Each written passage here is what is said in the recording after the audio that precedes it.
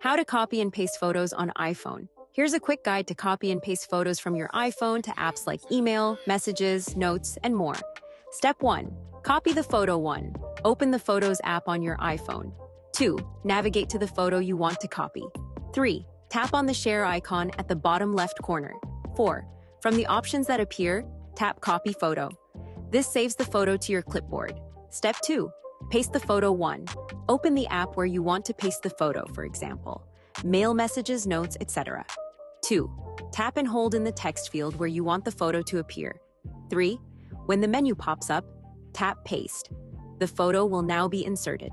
Alternative, copy a photo from another app. If the photo is already in another app, like an email or web browser, 1. Tap and hold on the photo until the options appear. 2. Tap Copy. 3. Navigate to where you want to paste the photo and follow the paste steps above. Additional tips.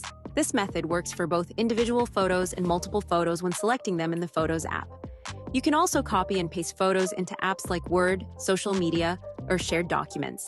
That's it. Now you can seamlessly copy and paste photos on your iPhone wherever you need them. I hope this guide helps. If it did, consider subscribing or leaving feedback. It means a lot. Thanks.